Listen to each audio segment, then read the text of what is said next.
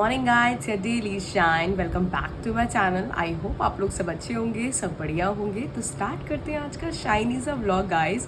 तो आज का व्लॉग में मॉर्निंग में 6 o'clock, 6 भी नहीं हुए हैं अभी, तो 5:45 हो रहे हैं। सो 5:45 बजे जो है मैं स्टार्ट कर रही हूँ। अभी मॉर्निंग का 5:45 हो रहा है।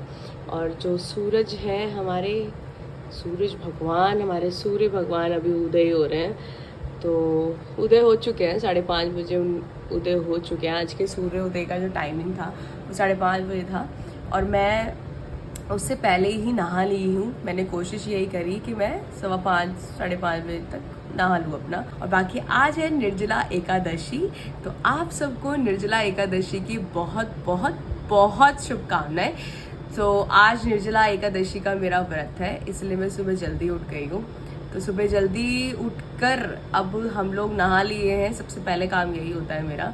बाकी देखो, निर्जला एकादशी व्रत का शायद मैं इस बार मैं मतलब निर्जल के साथ तो मैं नहीं कर, मतलब जल के बिना तो मैं नहीं करूँगी, जल के साथ करूँगी। बिकॉज तबीयत जो है वो आपको पता ही है, जैसे खांसी बहुत है, जुकाम बहुत है।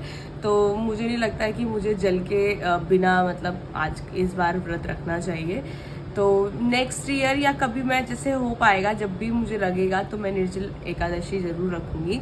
बिकॉज जुकाम है, खांसी है, तो गला बार बार सूख रहा है खांसी की वजह से। तो जिसकी वजह से मैं निर्जल एकादशी इस बार भी मुझे लग रहा नहीं रख पाऊँगी।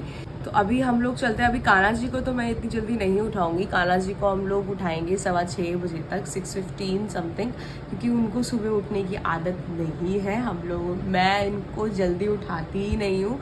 ऐसा रहता है कि एकादशी पे कभी 6:30 बजे उठा दिया या 6:45 बजे उठा दिया।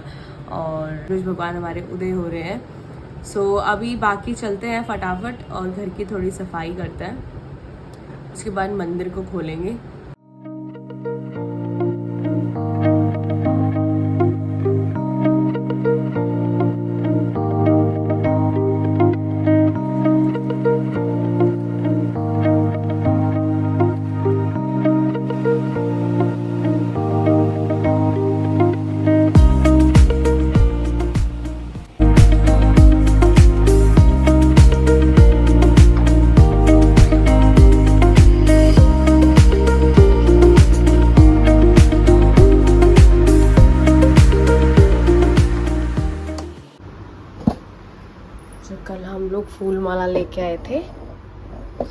कल हम लोग फूल माला लेके आए थे, तो उसके अंदर से देखो कितना बड़ा कीड़ा निकला है।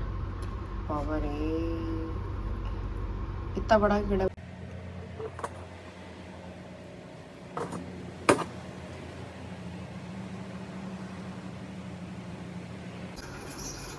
तो यहाँ पर 6:30 हो चुके हैं। तो चलिए कान्हा जी को उठाते हैं।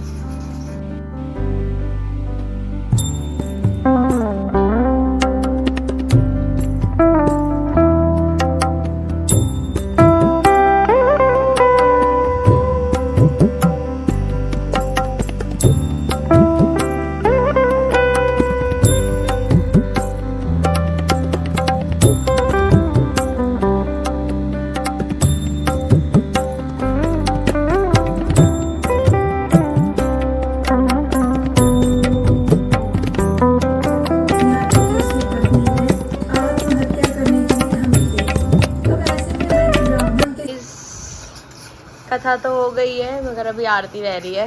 तो अभी कथा हमने आज 2 कथा सुनी।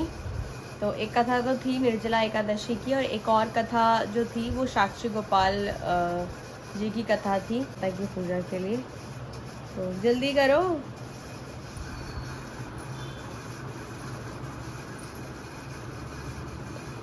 माता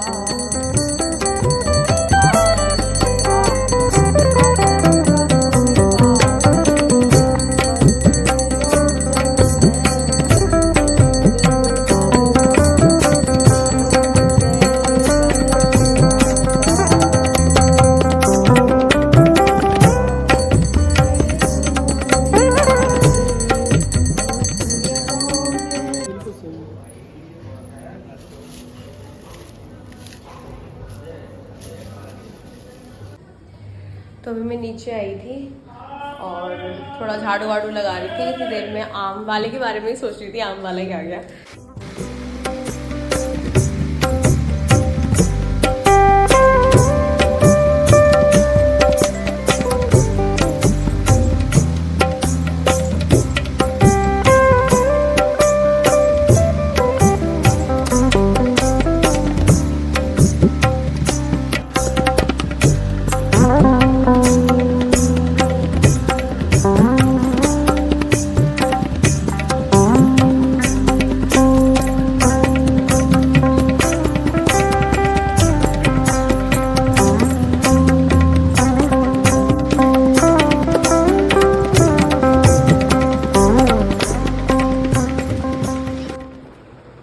भगवद गीता तो पढ़ ली है। अभी अध्याय का पहला या दो श्लोक पढ़े होंगे, मुश्किल से एक श्लोक पढ़ा है मैंने। और जो हमारी भगवद गीता है वो भी शुरू हो गई आज से। हम लोग डेली भगवद गीता पढ़ेंगे, जिसके लिए मुझे सुबह जल्दी उठना होगा, क्योंकि सब सुबह जल्दी उठेंगे तो आराम से भगवद गीता पढ़ पाएंगे। अगर लेट उठूँगी तो फिर जल्दबाजी वाली चीज़ हो जाएगी, और मुझे इसे आराम से बैठ कर पढ़ना है और समझना है। और मैं ये तीसरी बार पढ़ रही हूँ भगवद गीता। अब देखते हैं कि भगवद गीता को इस बार में किस तरीके से समझ पाऊँगी। जब मैंने 2023 में एक तरह से व्रत कर लिया था निर्जल का, मैंने किसी को बताया नहीं था। मैंने चुपचाप आराम से निर्जल एकादशी रखी और वो मुझसे हो गई, और अगले दिन मैंने उसका पारण कर दिया। मैंने किसी को कुछ नहीं बोला, बस चुपचाप रख ली और वो हो गई। पता नहीं कैसे हो गई, और पहली बार रखी थी मैंने। पिछले साल तो रख नहीं पाई, जैसे मैंने आपको बताया था। और इस साल आपको पता ही है तबीयत ठीक नहीं है, तो मैं इसलिए नहीं रख रही हूँ निर्जला एकादशी। और मैं थोड़ा सा अभी अपना अटेंडेंस का काम करती हूँ। बाकी आज ना हम लोग कान्हा जी की ना पोशाक का जो डब्बा है ना, उसको सफाई करेंगे। बहुत दिन से मैंने उसको साफ़ नहीं किया है।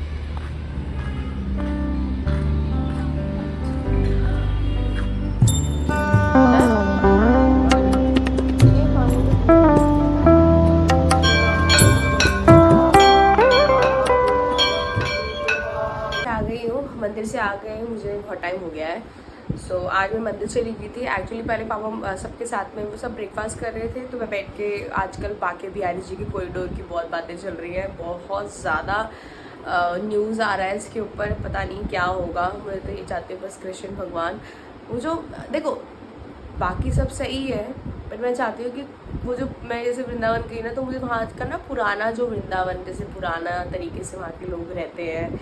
और शाम को जिस गली हर गली में मंदिर बहुत सारे हैं, वहाँ पे हर गली में आरती की आवाज़ें आती हैं। तो ना वो जो पुराना जो जिस तरीके से वृंदावन रहा है ना, वो वैसे ही रहे। और कुछ अच्छा कुछ उसके बारे में सोचे कि कोई और रास्ता निकाले। मैं तो यही चाहती हूँ, बिकॉज वृंदावन खूबसूरत है उनकी गलियों की वजह से। और अगर वहाँ की गलियों को उजाड़ दिया जाएगा तो मुझे नहीं लगता कि बाकी वो वृंदावन वैसा रहेगा जैसा हम लोग देखने के लिए वहाँ जाते हैं।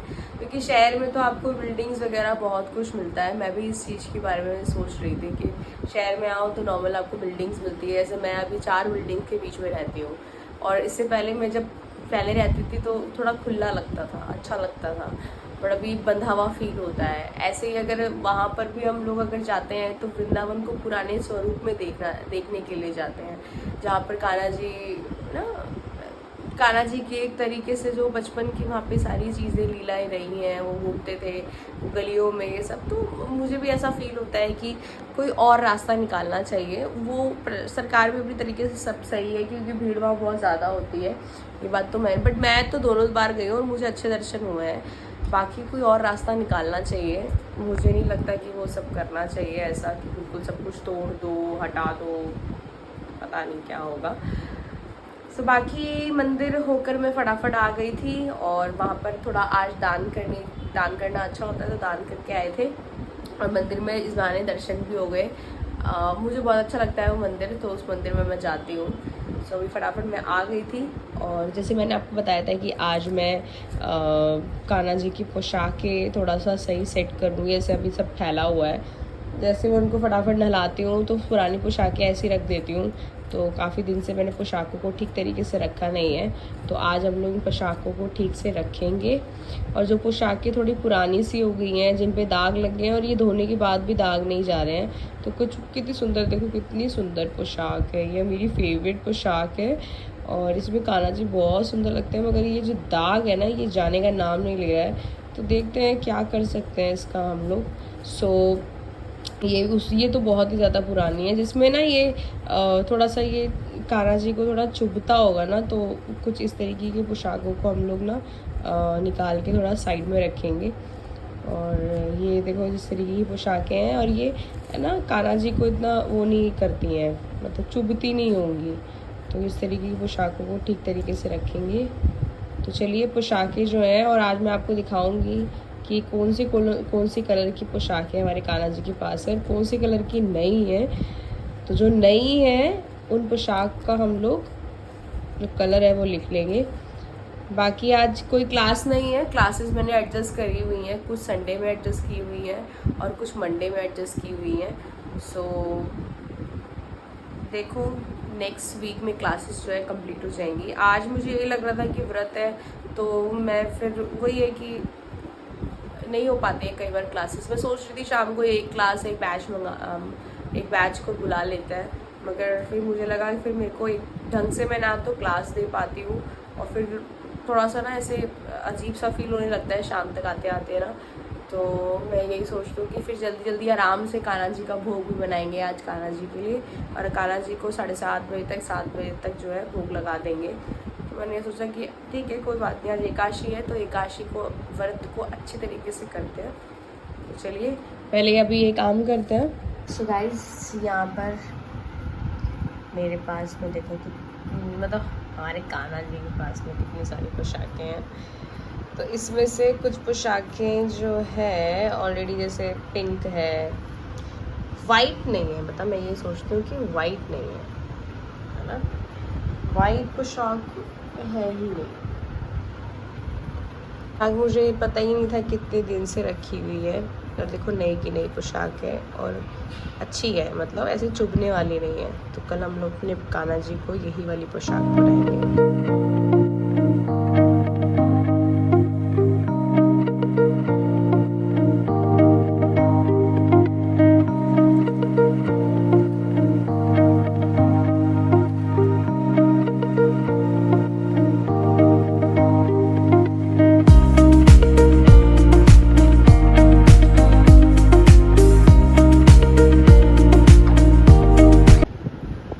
ये तो सब तो मैंने अच्छे से रख दी है, और ये जो काम है पोशाक का वो हो गया है। सो कान्हा जी के लिए अभी मुझे मम्मी कह रही थी आलू बना ले, क्योंकि मैं पहले सोच रही थी साबूदाना की खिचड़ी बनाने के लिए, मगर साबूदाना कहीं मिला नहीं मुझे दोपहर में, और सुबह भी गई थी तब भी नहीं मिला था। तो अभी मैंने सोचा चलो यहाँ से अभी मम्मी कह रही कि आलू बना लो, प्यारा सा भोग बनाएंगे प्रेम के साथ में, क्योंकि अब मुझे झूमने लगी हूँ मैं। तो चलिए चलते हैं फटाफट भोग, पहले तो पूजा करते हैं फिर भोग बनाएंगे। पहले आलू को छिलते हैं, फटाफट काटते हैं उसको।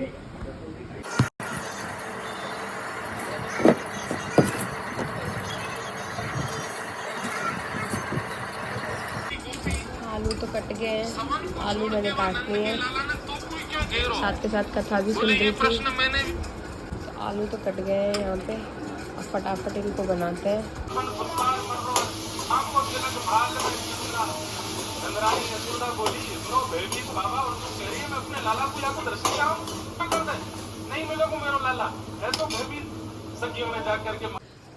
सो भगवान को भोग लग गया है,